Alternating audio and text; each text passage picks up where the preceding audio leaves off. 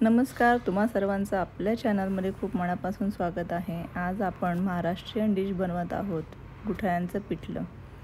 हे पिठलं भातासोबत आणि भाकरीसोबत खूपच उत्तम लागतं। तर ही रेसिपी बनवायला आपण आता सुरुवात करूया। तर साहित्यांमध्ये आपण सर्वप्रथम बघतोय बेसन। बेसन इथे मी अर्धी वाटी घेतली आहे। त्यात थोडं पाणी टाकून आपल्याला व्यवस्थित असं मिक्स करून घ्यायचं आहे। इथे आपण गुठळ्यांचं पिठलं बनवतोय, अर्थातच त्यामुळे आपल्याला पूर्णतः गुठळ्या मोडायच्या नाही आहेत।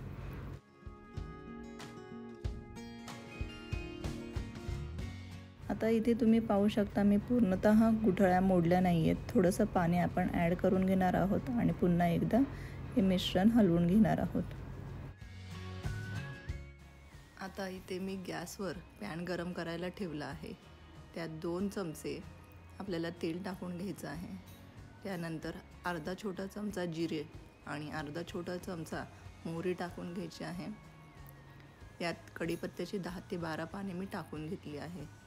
2 हिरव्या मिरच्या चिरून टाकल्या आहेत आणि एक छोटा कांदा आपण असा बारीक असा कट करून टाकून घ्यायचा आहे। सर्व साहित्य एकत्र करून छान परतून घ्यायचे आहे। गुलाबी रंगावर परतल्यानंतर आता आपण यात हळद टाकणार आहोत। हळद मी अर्धा छोटा चमचा टाकली आहे।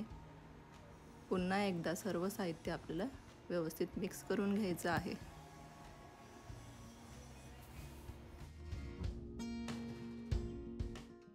सर्व साहित्य आपलं छान परतून झाल्यानंतर यात आपण पाणी आणि बेसनाचं हे मिश्रण टाकून घेणार आहोत।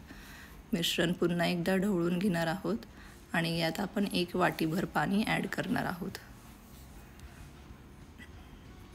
पिठलं शिजण्यासाठी आपल्याला 5 ते 7 मिनिट लागणार आहे। गॅस आपल्याला मध्यम आचेवर किंवा मंद आचेवर ठेवायचा आहे।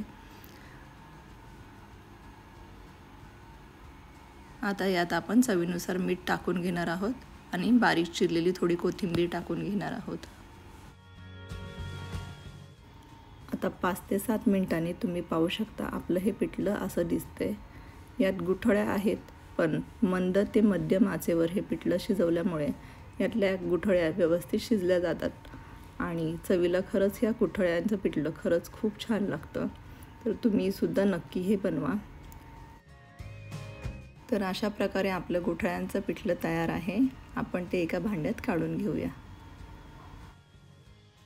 तर साधी सोपी अशी ही गुठळ्यांच्या पिठल्याची रेसिपी तुम्हाला आवडली असेल तर आपल्या चॅनलला सबस्क्राईब करा आणि थँक्स फॉर वॉचिंग।